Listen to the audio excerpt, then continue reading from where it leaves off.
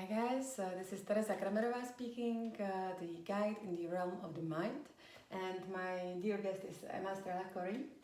And today, last time we spoke about the Wim Hof method because she is a Wim Hof method instructor, but this time we would like to speak about something which is kind of deeper within you, and it's the fact how you came, how you were born and raised.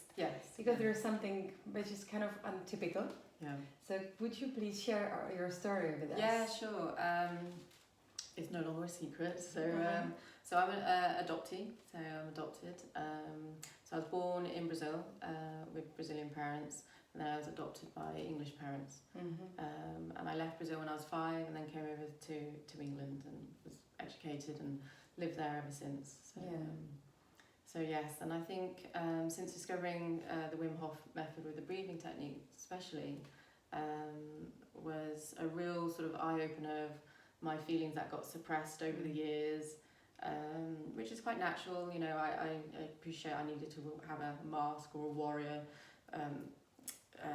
coating on and things like that to survive, so it's no bad thing. But with the Wim Hof method breathing, I found that it has released a lot of my early life trauma, and it made me sort of see a bit of sense in my own mind of what's real and what's not real, and how I'm feeling and why I'm feeling, and things like that. So yeah, it's able to release the trauma and purge a lot of things.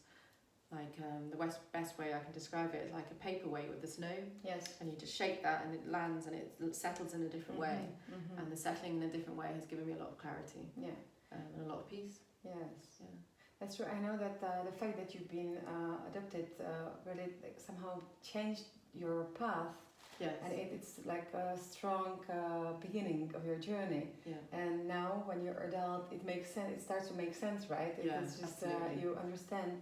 So, but when you were a child, what was the hardest part? What was there something that really was painful for you? And might have been maybe somehow prevented if the parents would know how you felt really. Yeah, sure. I mean, for one thing, I mean, as an adult looking back, I didn't want to upset my mum at all. So I didn't really want to antagonise the situation or make her feel uncomfortable for the gift she's given me of a new life, fresh start and things like that. And it's something that no parent can. I was very well loved and brought up. There was no problems there. But no, I don't believe any parent will understand. Adoptive parent will understand the hollowness that an adoptee will always have. It's the why did my birth parents give me up? Why do I feel differently? Why do I not have the nurture bond in this relationship? You know, and those are all things I felt now that I'm releasing the trauma inside, but I didn't know how to communicate it. It was just an instinct that I don't belong here, but I don't know why, but I should trust. This is all I know. I'm going crazy, or I'm feeling very empty and hollow. But I do believe when you were born and then you're put into a different environment, you're in that fight or flight state and adrenal overload and everything like that, but you don't know why, and you don't trust the person that you're with, but on an instinctive level, not on a loving, caring level as a human interaction and connection, but instinctively like, this doesn't feel right, it's not what I'm used to, considering all you're used to in the womb. So and that's been a big part of my process in the last year, trying to just like, it's okay, I can trust me now as an adult. I don't need to keep reliving those fears as a child, even though I didn't know what I was feeling. So what were the actual steps that you needed to do to make peace within yourself? To believe that you're enough, really, is perhaps a cliche, but pretty hard to practice, right? Totally. And that you're worthy to be here is another thing, because you kind of feel a bit knocked sideways. You feel different. Well, I felt different physically because a Brazilian living in England is I don't look like the typical English person, so I felt the physical difference, but also inside I felt like my veins were like passion, fire, and yeah, I was being brought up like the English rose. So I think in society's eyes, I also had to conform, and I felt a little bit of rebellion from that, and a lack of. I felt I wasn't understood. Yeah. When maybe my approach perhaps wasn't the best way, looking back at it now, but that's all I knew. Yeah. So yeah, I just. It's strange because I said I think my mum showed me understanding, but I from the reflection that I was giving, but if I was true to myself, she really wouldn't know what was in my mind and what made me tick. Yeah. I wasn't sure what made me tick then either. Yeah. And what was then the pivoting point when you somehow realized, okay, I need to honor myself or give the value to myself, not to be waiting to that it would come from the outer world and from our biological parents that are non-existent. Yeah, exactly. So what made you do this click that changed your approach totally and your feeling? Yeah, sure. It was, I suppose, what changed inside me? I suppose it was coming because it was a lot of suppressed anger, actually, which is the mask of fear. So I became. I'm quite a placid person in life, and I lead my life, but inside I was angry, and I didn't know it. And to whom? Like what? I suppose my inner child was angry for not being heard. Yeah. And as an adult, I was like, calm down, and that's why I feel that my system, my digestive system, suffered, because I believe it was emotional. So and I believe certain parts of your digestive system is emotional. So if I had a gallbladder, it was inflamed, and I know that's attached to anger. Yeah, it is. But at the time, or it could be my lifestyle as well. I was Western society binge drinking. That was a big thing in the time. So yes, I think they were all contributions to my gallbladder being taken out. But I didn't realise I was angry. So I was very disconnected to my body. And I think with the Wim Hof method, it connects the mind and the body, and that was like a massive channel to purge out all these feelings and raw emotions and stuff like that, and allow me to start to listen to my body. Yeah. And so by doing that, I was able to piece together, why am I feeling this? Why am I feeling vulnerable? Why and I was connecting it back to my past, and images and things that were coming up were how I felt in my early years. Finally, it was able to come out of this big cauldron of suppression and mud and sediment going no, and then down there is this little lava which is still very, very much alive and just couldn't get out. And how did you manage to release these emotions, the anger? Was it like really physical or? No, I maybe actually looking back on my year, that when I was doing the breathing every day, I'd release and have some kind of emotional release with it. But then I could argue that the marathon was part of a really good way to get the frustration and the anger out of my system, but through a very positive way.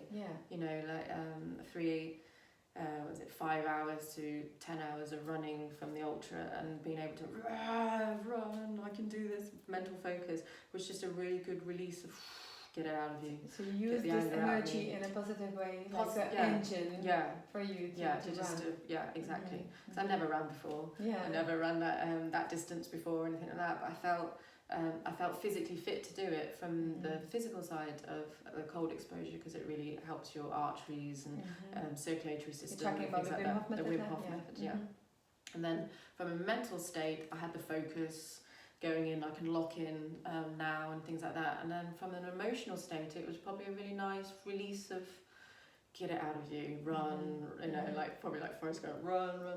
So it wasn't, for you, it was necessary to feel the body, right? Yes. To be with the body. Yeah. And to let it purge. Purge through. Yeah, absolutely. But in a really romantic state. Do you know what I mean? Because when I was running, I could smell nature. It was in May. We have wild garlic in the UK, so I remember smelling that and listening to the trees, like just whisper with the leaves and stuff. So it was a really, really nice place to be. And I was like, oh wow, I've not been to this part before, and it was just a really nice check-in, So I'm not saying that everyone suffering from early life trauma needs to get up and go for a run, but you'll have to find your way to your vessel to release somehow and things like that. So if there would be like 3 pieces of advice for parents that have adoptive children, what would it be from your today's point of view, from the experience that you have earned? Yeah, sure. I think it's just encourage your children to talk openly about it, and any fears that they bring up or curiosity. Then I would just accept that they are going to have the curiosity and not the to make fears. taboo out of it, but rather open it. Yeah. Even though it might be really hurtful, sensitive and hurtful. Yeah. It might be, because I know that some parents fear, what if one day they leave and they want to find their real parents and I get tossed to the side? And I don't think it will be like that if you handle it in a way that you accept that they are going to be curious one day and they are going to be wanting to ask questions. And they already might know that they're adopted like I was, but you go through life and stages of growing up that you might go, Mummy, why do people say you know, and then you just go say, oh, okay, well it might be because your birth parents have this and but you don't need to keep reminding them, oh, you don't belong to us by any means. Just show that there's enough love and acceptance and no judgment, no matter what question you want to ask. Yeah. So how do you understand your birth mother and father nowadays? Like what position they have here in your mosaic, in your picture of life? Well, I see it as a blessing really now that I accept them both. I have a biological mother and father now, which is a massive revelation for me. So and as you say, I have 4 parents on my shoulders. In my opinion, not the best way to have been brought up, but I accept that, and I wouldn't be who I am today if it wasn't for all 4 of them.